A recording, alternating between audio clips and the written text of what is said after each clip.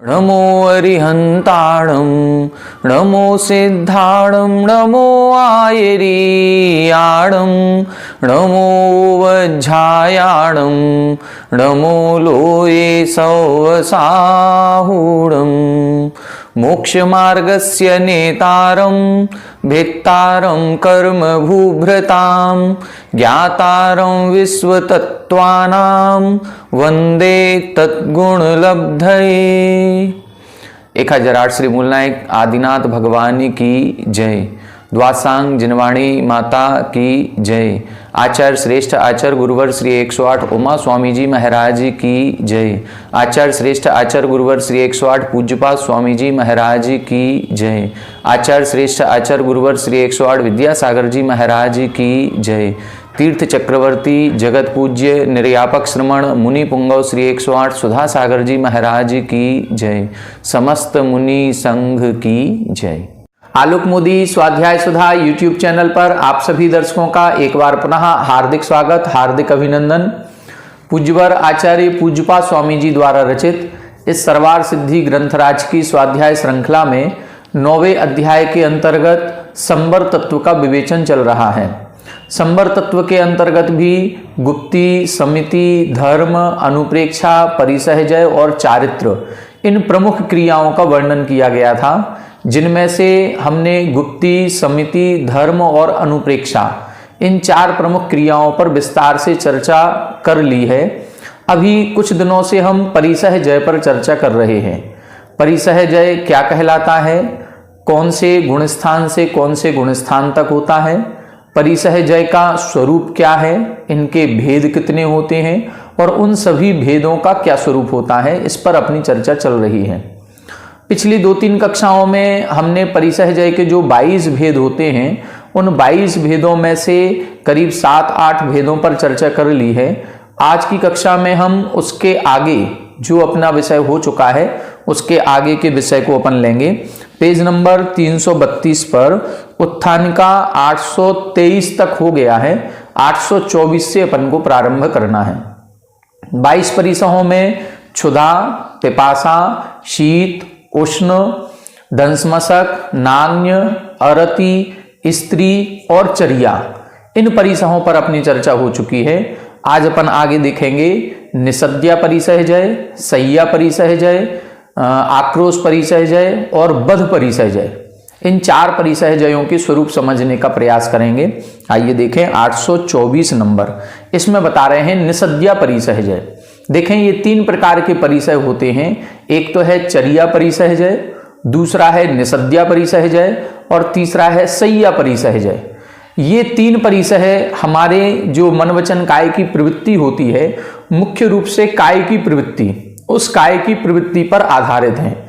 या तो हम किसी समय में बैठे होंगे या चल रहे होंगे या हम आराम की अवस्था में अथवा लेटे होंगे।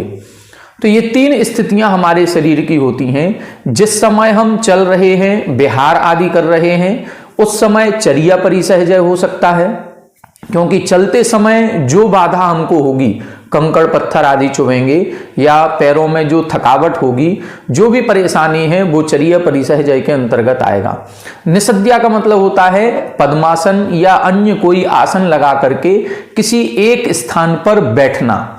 और जब हम बैठते हैं तो उस बैठते समय एक संकल्प लिया जाता है। जैसे अपन ने सामायिक व्रत आदि में पढ़ा होगा कि जब अपन सामायिक करते हैं तो कुछ समय के लिए सभी पापों का त्याग करके एक आसन से बैठते हैं। अब उस समय हम लोग तो जो करते हैं कि यदि मच्छर भी काटने लग गया तो हम विचलित हो जाते हैं, कोई मेहमान आ गया तो हम विचलित हो जाते हैं, कहीं टीवी आदि चल रही है या अन्य कोई बाधाजनक कोई भी क्रियाएं होती हैं तो हम अपनी सामायिक से विचलित हो जाते हैं और अपने आसन को भी छोड़ देते हैं। लेकिन मुनिराजों के ये कहा गया है कि अब वो जो आसन लगा करके बैठे हैं और एक संकल्प लेकर के बैठे हैं कि हम 2 घंटे तक, 4 घंटे तक, 20 घंटे तक, जो भी उनका एक समय सीमा है, उस समय सीमा तक हम इसी आसन में बैठेंगे। अब उस आसन में बैठते समय जो संकल्प ले लिया, अब उसमें शारीरिक रूप से कोई परेशानी हो सकती है। हम एक आसन से जब बैठेंगे तो पैरों में झुनझुनी भी आ सकती है, पैर शून्य हो सकते हैं, अन्य प्रकार से कमर दर्द आदि की समस्याएं हो सकती हैं, शरीर अकड़ने लग जाता है, या उस समय जो हम बैठे हैं उसमें शरीर में तो कोई बाधा नहीं हो रही है, लेकिन अन्य कोई त्रियंचकृत बाधा होने लगी है, कोई मच्छर आदि काटने लगा, कोई सांप बिच्छू निकल करके आ गया, वो कोई हमको बाधा पहुंचाने लगा। तो इस प्रकार से यदि कोई अन्य बाधा भी आ रही है तो भी उस आसन को नहीं छोड़ना, उस आसन से विचलित नहीं होना, इसको बोलते हैं निषद्या परिसहजय। चर्या करते समय कंकड़ पत्थर आदि चुभने पर है वो परिसहजय। ये परिसहजय बैठते समय जो बाधा उत्पन्न हो रही है उस बाधा को सहन करना। और सय्या परिसहजय का मतलब है कि जो हमारे मुनिराज होते हैं ये कभी भी सूर्योदय में, सूर्योदय भी क्या, ब्रह्म मुहूर्त में उठ जाते हैं, सूर्योदय के भी 1.5 घंटे 2 घंटे पहले उठ जाएंगे, लगभग 3 साढ़े 3 बजे उठ जाते हैं और फिर सामायिक ध्यान आदि की क्रियाएं करते हैं। और फिर 3:30 बजे से उठने के बाद दिन भर कहीं कोई आराम का समय नहीं है कि दिन में आज हम 2 घंटे का समय है लेट जाएं, नहीं, दिन में तो आराम की बात ही नहीं है। रात्रि में भी जब विश्राम करते हैं तो इनको ये कहा गया कि एक करवट से लेटना है, और कितने, एक पहर तक, बस एक अंतिम पहर में ही ये अपनी आराम की बात रखते हैं, इसके अलावा नहीं। तो वो जो अंतिम 2-3 घंटे का, 4 घंटे का जो भी विश्राम का समय होता है उसमें भी एक करवट से लेटते हैं, अन्य प्राणियों को बाधा ना हो इस उद्देश्य से। तो उस समय एक करवट से लेटते समय अब वो जमीन कैसी पथरीली है, खेत की जमीन है, जंगल की जमीन है। अब पहले के जमाने में कोई लकड़ी के पाटे आदि होते हों, ऐसा तो कोई संभव नहीं है। जो शिलातल है, पहाड़ आदि का जो पत्थर की बनी हुई है, उसी पर लेट गए, तो उसमें जो शरीर में बाधा उत्पन्न होती है उसको सहन करना, वो सय्या परिसहजय कहलाता है। आइए देखें, अपन देखते हैं निषद्या, सय्या और चर्या। चर्या को अपन ने पहले समझ लिया था, निषद्या और सय्या पर अपन चर्चा करते हैं। देखें 824 नंबर, पेज नंबर 332। श्मशान, उद्यान, शून्य, आयतन, गिरि, गुहा, गह्वर आदिषु अनभ्यस्त पूर्वेषु निवसता आदित्य प्रकाश स्व इंद्रिय ज्ञान परीक्षित प्रदेशे कृत नियम क्रियस्य निषद्याम नियमित कालाम आस्थितवतः सिंह व्याघ्रादि विविध भीषण ध्वनि श्रवणात् निवृत्त भयस्य चतुर्विध उपसर्ग सहनात् अप्रच्युत मोक्ष मार्गस्य वीरासन उत्कुटिकादि आसनादि विचलित विग्रहस्य तत्कृत बाधा सहनम निषद्या परिसह विजय इति निश्चीयते। देखें कितने सारे विशेषण इधर भी लगाए हैं। श्मशान, उद्यान, शून्य, आयतन, गिरि, गुहा, गह्वर आदिषु अनभ्यस्त पूर्वेषु। अनभ्यस्त, अनभ्यस्त का मतलब ऐसे स्थान पर रह रहे हैं, ऐसे स्थान पर जाकर के बैठे हैं जहां पर पहले कभी नहीं गए, इसका कोई अभ्यास नहीं किया है। कैसा कि श्मशान में जाकर के कभी सामायिक ध्यान कर रहे हैं, अथवा उद्यान, किसी शून्य उद्यान, शून्य का मतलब जहां पर कोई आता जाता नहीं है, ऐसे कोई बगीचे में। अब बगीचे का मतलब कोई जंगल आदि भी हो सकता है, दूर प्रदेश ऐसा हो सकता है जहां सभी का आवागमन नहीं होता है। और शून्य आयतन, आयतन का मतलब होता है मंदिर या किसी का घर या कोई कमरा। शून्य, शून्य का मतलब जहां पर कोई रहता नहीं है। कई प्रकार के राजाओं के महल होते हैं जो खंडहर टाइप से हो गए, अब वहां पर कोई आता जाता नहीं है। गिरि गुहा, गिरि गुहा का मतलब वही पर्वतों की गुफाएं। गह्वर आदिशु, गह्वर बोलते हैं इसी प्रकार की, जैसे पहाड़ों की गुफाएं बन जाती हैं ऐसे ही पेड़ों की भी गुफाएं सी बन जाती हैं। 2 पेड़ों के बीच में कोई खाली कोटर है, कोई स्थान है उसमें। तो ऐसे स्थान पर जहां पर पहले रहने का कोई अभ्यास नहीं है वहां पर निवसता, वहां पर रहते हुए आदित्य प्रकाश स्वइंद्रिय ज्ञान परीक्षित प्रदेशे।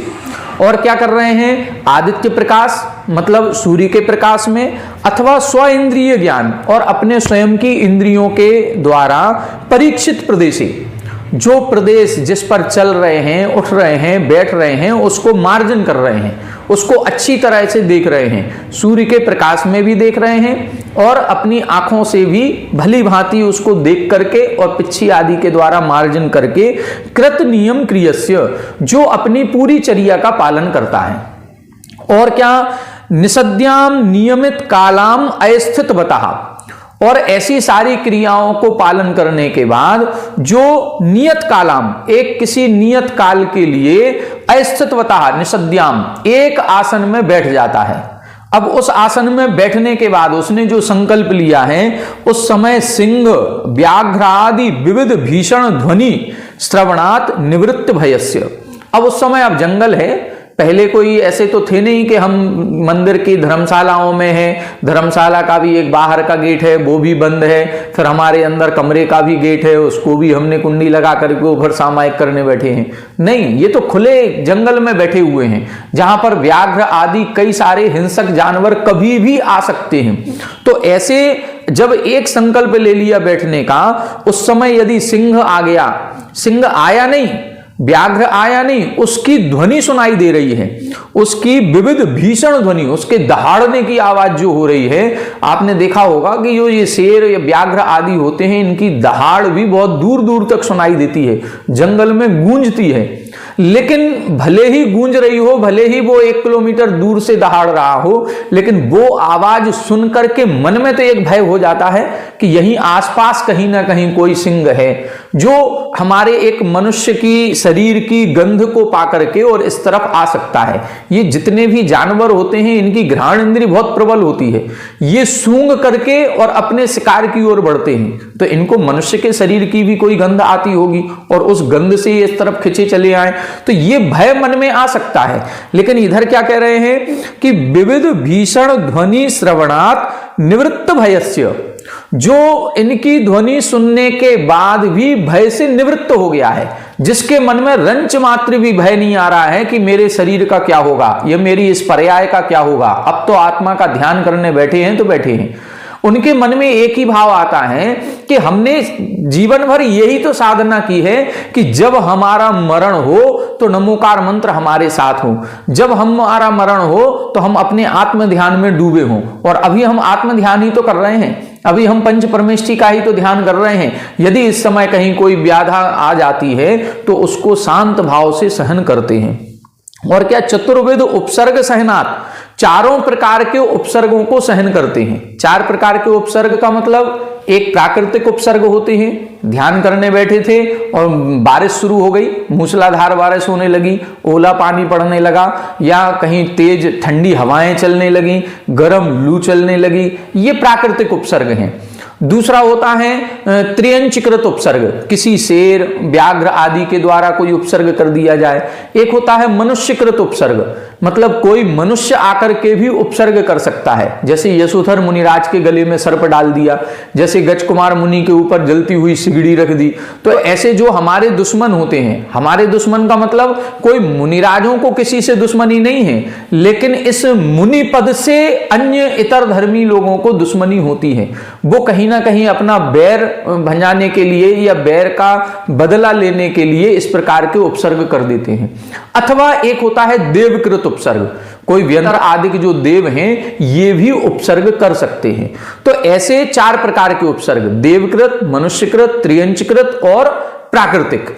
तो इन सभी प्रकार के उपसर्ग सहनात्, जो इनके उपसर्गों को सहन करने से अप्रच्युत मोक्ष मार्गस्य, जो मोक्ष मार्ग को कभी नहीं छोड़ते हैं। उपसर्ग कितना भी कठिन से कठिन आ जाए उस उपसर्ग को सहन करेंगे, लेकिन हम अपनी सामायिक को छोड़ करके उठ करके भाग जाएं, हम अपने ध्यान को छोड़ करके चले जाएं, नहीं, हम अपनी साधना से विचलित नहीं होंगे इस प्रकार से। और क्या, वीरासन उत्कुटिकादि आसनादि विचलित विग्रहस्य, और ये 2 विशेष प्रकार के आसन होते हैं, एक वीरासन और एक उत्कुटिकासन। अब ये किस प्रकार से लगाए जाते हैं इसका हमें ज्ञान नहीं है कि वीरासन कैसे लगता होगा या उत्कुटिका आसन कैसे लगता होगा। ये निश्चित रूप से कोई ऐसे आसन होते होंगे जिसमें शारीरिक परेशानी ज्यादा होती होगी, इसीलिए इधर ग्रंथ में लिखा है। शायद वीरासन ऐसा होता है कि पद्मासन लगाने के बाद घुटने के बल बैठना, मतलब पीछे से जैसे अपन पद्मासन लगाते हैं तो पैर एक के ऊपर एक आ जाते हैं, ऐसे ही पीछे से ये पैर हमारे जुड़े हुए होंगे लेकिन हम घुटने के बल होंगे। इस प्रकार से इस आसन पर अब घुटने के बल बैठना, वो भी 1 घंटे 2 घंटे 4 घंटे, ये जो समय की ड्यूरेशन है ये जितनी अधिक होती है उतनी बड़ी कठिन साधना मानी जाती है। 2 मिनट के लिए, आधा मिनट के लिए तो हम भी बैठ जाएं, लेकिन हम आधा मिनट से ज्यादा होगा तो इतने में हमारे शरीर का बैलेंस बिगड़ जाएगा और हमें भी कष्ट होना शुरू हो जाएगा। लेकिन इसका इतना अभ्यास करते हैं कि लंबे समय तक एक ही आसन से बैठते हैं। और क्या लिखा, अविचलित विग्रहस्य, विग्रह का मतलब शरीर, जो अपने शरीर को अविचलित विचलित नहीं करते हैं, तत्कृत बाधा सहनम, और उससे उत्पन्न होने वाली बाधाओं को सहन करते हैं, उनके निसद्या परिसह विजय इति निश्चयति, उनके निसद्या परिसह जय जानना चाहिए। तो निसद्या का मतलब क्या है, आसन लगा करके बैठना, और उस बैठते समय जो बाधाएं आ रही हैं, शारीरिक परेशानियां भी आएंगी, प्राकृतिक उपसर्ग भी हो सकते हैं, देवकृत भी हो सकते हैं, त्रियंच मनुष्यकृत भी हो सकते हैं। अब ये जो उपसर्ग आदि हो रहे हैं, इनको शांत भाव से सहन करना और अपने उस आसन से विचलित नहीं होना, इसी को हम निसद्या परिसहजय कहते हैं। अब सय्या परिसहजय देखें, वो क्या होता है, स्वाध्याय ध्यान अध्वश्रम परिखेद तस्य मौहूर्तकीम खर विषम प्रचुर शर्करा कपाल संकटा अति शीतोष्णेषु भूमि प्रदेशेषु निद्राम अनुभवतो यथाकृत एक पार्श्व दंडायत दिशाइनः प्राणी बाधा परिहाराय पतित दारुवत व्यपगत आशुवत अपरिवर्तमानस्य ज्ञान भावनौ आहित चेतसा अनुष्ठित व्यंतर आदि विविध उपसर्गात् अपि अचलित विग्रहस्य अनियमित कालाम तत्कृत बाधाम क्षममाणस्य सय्या परिसह क्षमा कथ्यति। ठीक उसी प्रकार से इधर है जैसा निसद्या परिसहजा था, यहां पर लेटने वाली अवस्था है। लेकिन लेटना क्यों है, देखें, स्वाध्याय ध्यान अध्वश्रम परिखेदितस्य, थके हुए हैं। किस कारण से थके हुए हैं, आज बहुत स्वाध्याय कर लिया, तो स्वाध्याय अधिक करने से, कठिन विषय को ज्यादा पढ़ने से मानसिक थकावट होती है।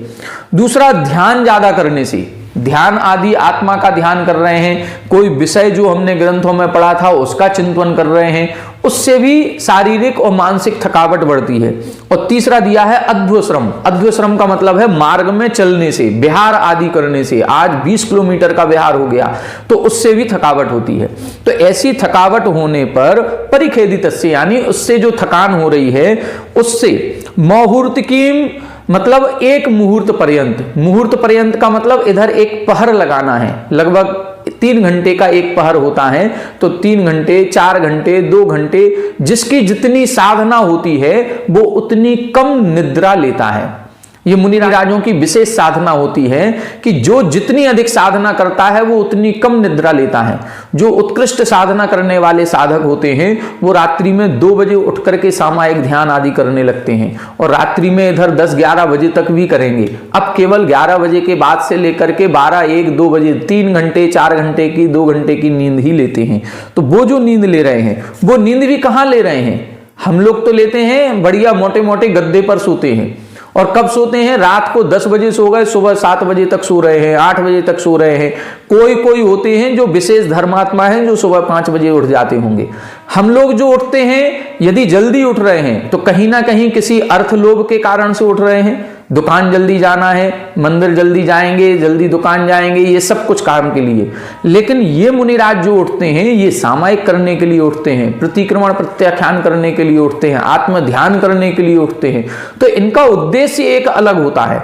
और ये जो नींद ले रहे हैं, कहां ले रहे हैं, खर विषम प्रचुर शर्करा कपाल संकट अति शीत उष्णेशु भूमि प्रदेशेशु। वो भूमि प्रदेश कैसा है, खर का मतलब होता है अति कठोर है।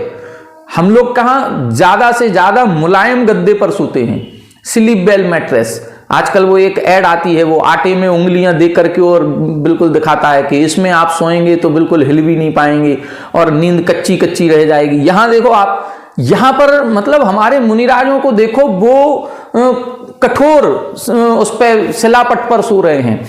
कहां? विषम प्रचुर, विषम यानी समतल नहीं है भूमि, कहीं तिरछी है, कहीं टेढ़ी है, ऊपर नीचे हो रही है। अथवा प्रचुर सरकरा, जिसमें अनेक मात्रा में छोटे छोटे कंकड़ या बड़े बड़े कंकड़ हैं।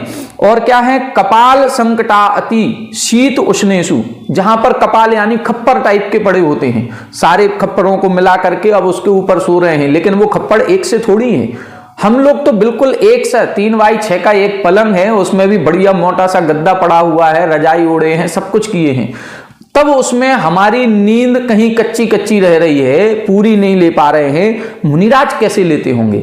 लेकिन उसमें भी क्या कर रहे हैं? ऐसे भूमि प्रदेशेषु निद्राम अनुभवतो, निद्रा को अनुभवन करते हुए कैसे सोते हैं? यथाकृत एक पार्श्व दंडायत दिशाइनः, यथाकृत मतलब जितनी शक्ति होती है, या तो एक पार्श्व भाग, एक करवट से लेटेंगे।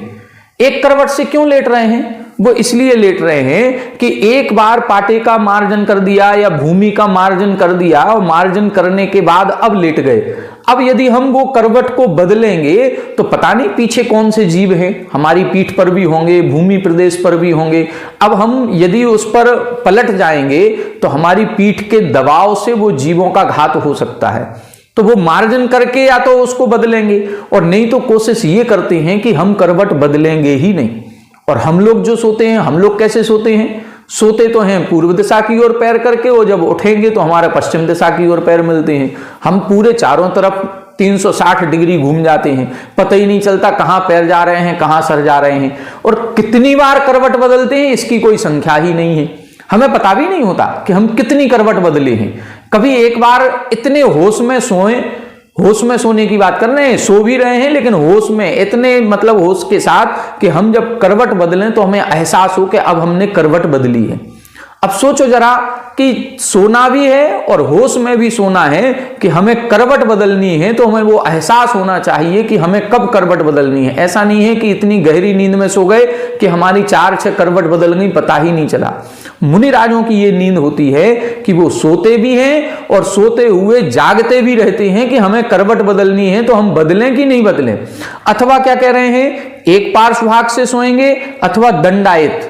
दंडायत का मतलब होता है सीधे सो गए, करवट से नहीं सोए हैं, सीधे सोए हैं। तो सीधे सोने पर प्राणी बाधा परिहाराय, प्राणियों को बाधा ना पहुंचे, इस प्रकार से उनकी बाधा को दूर करते हुए पतित दारुवत। पतित दारुवत का मतलब, दारू का मतलब होता है लकड़ी, गिरी हुई लकड़ी के समान। जैसे आज यदि मान लो हमारे पास ये डस्टर रखा है और इसको हमने ऐसे छोड़ दिया जमीन में, और ये जैसा गिरेगा बस अब ऐसे ही पड़ा रहेगा जब तक हम इसको उठा करके नहीं रखेंगे, बस ऐसी गिरी हुई लकड़ी के समान। मतलब यदि लेटे हैं तो अब रंच मात्र भी हिलन डुलन नहीं होगा उनमें, वो बिल्कुल वैसे ही लेटे रहेंगे 2 घंटे तक, 3 घंटे तक, गिरी हुई लकड़ी के समान। अथवा लिखा है व्यपगत आशुवत, जिसमें से प्राण निकल गए हैं। व्यपगत यानी रहित हो गए हैं, आंसू का मतलब प्राण, प्राणों से जो रहित हो गया है, मतलब मुर्दा के समान। जैसे मुर्दा व्यक्ति में कोई भी हलन चलन नहीं होता, वो जैसा डला है वो वैसे ही डला रहेगा, तो उस तरह से ये भी लेट रहे हैं। ये तो जागृत है, लकड़ी नहीं है, मुर्दा भी नहीं है, जीवित हैं, फिर भी साधना कितनी कठिन कर रहे हैं, इतनी कठिन कर रहे हैं कि हम लेटेंगे लेकिन हाथ पैर भी नहीं हिलाएंगे, इस प्रकार से। और ज्ञान भावना आहित चेत सहा, और ज्ञान भावना में अपने चित्त को लगाते हैं। सो भी रहे हैं तो तरह तरह के सपने देखते हुए नहीं, उस समय भी जो उन्होंने शास्त्रों में पढ़ा है उसका चिंतन करते हुए लेटते हैं। अनुष्ठित व्यंतर आदि विविध उपसर्गात अपि अचलित विग्रहस्य अनियमित कालाम तत्कृत बाधाम क्षममाणस्य। और क्या लिखा कि जब उसमें भी व्यंतर आदि के द्वारा विविध उपसर्ग आदि, जो लेटे हुए हैं, इस लेटे हुए में भी उपसर्ग आ सकते हैं। जैसे अपन ने निषद्या परिसह जय में 4 प्रकार के उपसर्ग पढ़े, इसी प्रकार से चारों उपसर्ग इधर भी हो सकते हैं। रात्रि में बरसात होने लग जाए, रात्रि में कोई आकर के उपसर्ग कर जाए, कोई त्रियंच आ जाए, तो इन सभी उपसर्गों पर भी अचलित विग्रहस्य, जो अपने शरीर को चलायमान नहीं करते हैं, और अनियमित कालाम तत्कृत बाधाम सममानस्य, और अनियत काल तक, मतलब कोई निश्चित समय नहीं है कि हमें 3 घंटे ही सोना है, हम 3 बजे के पहले तो उठेंगे ही नहीं, अनियत काल। हो सकता है समय के पूर्व उठ जाए, और हो सकता है कि यदि उपसर्ग होने लग गया तो फिर वो विचलित नहीं होंगे, वो उपसर्ग जब तक समाप्त नहीं होगा। तो तत्कृत बाधाम क्षममाणस्य, उस संबंधी बाधाओं को जो सहन करते हैं उसके सय्या परिसह क्षमा कथ्यते, उनके सय्या परिसह जय कहा जाता है। तो चर्या, निषद्या और सय्या, ये 3 प्रकार की अवस्थाएं शरीर की होती हैं। तीनों प्रकार की अवस्थाओं का ये परिसय जय है। जब अपन इन परिसहों की संख्या के बारे में पढ़ेंगे कि एक साथ कितने परिसय हो सकते हैं, तो एक समय में इन तीनों में से कोई एक ही होगा। जिस समय बैठे होंगे उस समय चल नहीं रहे होंगे, उस समय लेटे नहीं होंगे। जिस समय लेटे होंगे उस समय चलना बैठना नहीं होगा। जिस समय चल रहे होंगे उस समय बैठना लेटना नहीं होगा। तो एक समय में एक ही बाधा संबंधी परिसय जय हो सकता है, अन्य 2 नहीं होंगे। इसी प्रकार से अपन ने शीत और उष्ण को पढ़ा था। शीत उष्ण में से भी एक ही बाधा एक समय में हो सकती है। तो ये 22 परिसय जय जो कहे गए हैं, इन 22 में से एक समय में 19 परिसय होते हैं, 3 नहीं होते। 3 कौन से? शीत उष्ण में से 1 कम हो जाएगा और इन 3 में से 2 कम हो जाएंगे। तो ऐसे 3 परिसय एक साथ नहीं होते, 19 परिसय एक साथ होते हैं। एक और देखें 826 नंबर। अब यहां पर बता रहे हैं आक्रोश परिसय जय। चर्या, निषद्या, सय्या, आक्रोश, फिर आएगा बध। अब देखें आक्रोश में मिथ्या दर्शन, उद्रिक्त, आमर्ष, परुष, अवज्ञा, निंदा, असभ्य वचनानि, क्रोधाग्नि शिखा प्रवर्धनानि, निःशृण्वतोपि तदर्थेषु असमाहित चेतसः सहसा तत्प्रतिकारम कर्तुम अपि शक्नुवतः पाप कर्म विपाकम अभि चिंतयतः तानि आकर्ण्य तपश्चरण भावना परस्य कषाय विष लव मात्रस्य अपि अनवकाशम आत्महृदयम कुर्वतः आक्रोश परिसह सहनम अवधार्यते। यहां बता रहे हैं क्रोधाग्नि शिखा प्रवर्धनानि, ऐसे शब्द सुनने में आ रहे हैं जो क्रोध रूपी अग्नि की शिखा को बढ़ा दे। जैसे जब हवा चलती है और ईंधन यदि मिल रहा है तो अग्नि की लौ और ऊपर पहुंचती है। इसी प्रकार से क्रोध हमें आ रहा है और उसी क्रोध के समय कोई अपशब्द कह रहा है, उसी समय कोई हमारा अपमान कर रहा है, तो हमारा क्रोध और बढ़ता जाता है। तो क्रोध रूपी जो अग्नि की शिखा है उसको बढ़ाने वाले ऐसे मिथ्या दर्शन उद्रिक्त, जो मिथ्या दर्शन आदि के प्रभाव से, किसकी बात कर रहे हैं? इतर धर्मी लोगों की बात कर रहे हैं कि जब मुनिराज बिहार आदि पर निकलते हैं और जो इतर धर्मी लोग मिलते हैं तो वो मिथ्या दृष्टि है, मिथ्या दर्शन के प्रभाव से कभी आमर्ष, आमर्ष का मतलब क्या है? यहां पर क्रोध रूप वचन कहते हैं, परुष यानी कठोर वचन कहते हैं, अवज्ञा अर्थात उनके अपमानजनक शब्द कहते हैं, उनकी निंदा रूप शब्द कहते हैं, और असभ्य वचनानि, जो सभ्य वचन नहीं है, ऐसे गाली गलौच अपशब्द आदि देते हैं। ऐसे सारे वचनों को सुनने के बाद भी, ऐसे सारे वचन क्या हैं? क्रोध रूपी अग्नि को बढ़ाने वाले हैं। इनको निःशृण्वतोपि, इनको सुनते हुए भी तदर्थेषु असमाहित चेतसा, उनके अर्थों में असमाहित चेतसा मतलब अपने मन को ले ही नहीं जाते। यदि मान लो हम 10 लोग खड़े हों और कोई व्यक्ति गाली दे रहा है, अब गाली देता है तो हम 10 में से किसी ना किसी को क्रोध आ जाता है, क्यों भाई गलत क्यों बोल रहे हो? जबकि पहले ये तो सुनो कि वो गाली किसको दे रहा है, तुम्हें दे रहा है क्या? नहीं, उन गाली रूप शब्दों को सुनकर के ही क्रोध आने लगता है कि क्यों दे रहा है ये।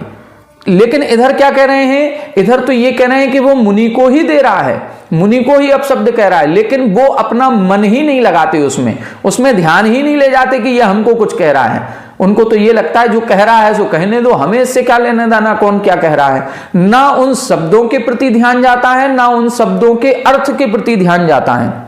सहसा तत्प्रतिकारम कर्तुम अपि शक्नुवतः, और इतना साहस भी उनके अंदर है कि जो उसने अपशब्द बोले हैं, जो भी उसने व्यंग किया है, कमेंट्स किया है, उस व्यंग का उत्तर भी दे सकते हैं, उसका जवाब भी दे सकते हैं, तो भी पाप कर्म विपाकम अभिचिंतयतः, अपने पाप कर्म के बारे में सोचते हैं कि मेरे ही कोई पाप कर्म का उदय है जिस कारण से ये मुझे गाली दे रहा है। अपशब्द समझ में आ रहा है, लेकिन उस अपशब्द को उसका निमित्त ना मान करके अपने कर्मों को ही दोष देते हैं कि हमने ही कोई ऐसा कर्म किया होगा जिस कारण से ये गाली दे रहा है। और तानी आकर्ण्य, उनको सुनने के बाद भी उससे आकर्षित नहीं होते हैं। तपश्चरण भावना परस्य, और तपश्चरण रूप अपनी भावना रखते हैं कि हमें तो अपनी साधना करनी है, हमें इन व्यर्थ की बातों में नहीं पड़ना। और कषाय विष लव मात्रस्य अपि, जो कषाय का विष रूपी कषाय है, जो हमारे अंदर एक जहर घोल देती है, उसका लव मात्र से, लव का मतलब एक रंच मात्र भी, कण मात्र भी उसको अपने अंदर अनवकाशम मतलब स्थान नहीं देते हैं, ऐसे आत्म हृदयम कुर्वतः, उसके लिए उन गालियों के प्रति, अपशब्द के प्रति, निंदात्मक शब्दों के प्रति जो अपने मन में जगह ही नहीं देते हैं, कोई स्थान नहीं ऐसे शब्दों के लिए, और उसको अपना ही पूर्व कर्म का फल मानते हुए सहन करते हैं, उसको आक्रोश परिसह सहनम अवधार्यते, उसको हम आक्रोश परिसह जय कहते हैं। इस प्रकार से आज अपन ने पुनः 3 परिसहजयों पर चर्चा की। 3 परिसहजयों में हमने चर्या पिछले बार में देख लिया था, निषद्या, सय्या और आक्रोश, ये 3 परिसहजयों पर चर्चा की। आगे और भी अभी परिसहजय अपने आएंगे, उन परिसहों पर आगे आने वाली कक्षाओं में अपन चर्चा करेंगे और एक भावना बनाएंगे कि हे भगवान, हम सभी भी ऐसे विकट परिस्थितियों में, प्रतिकूल परिस्थितियों में इनको हम सहन कर सकें, हम अपनी आत्म भावना को जगा सकें, उसमें अपने आत्मा में ही स्थित रह सकें, ऐसी शक्ति हमें भी प्रदान करें। और ऐसी शक्ति प्रदान करने वाले जो इन परिसहों को सहन करते हैं, ऐसे मुनिराजों के चरणों में बारंबार नमन करते हुए आज अपनी कक्षा को यहीं विराम देते हैं।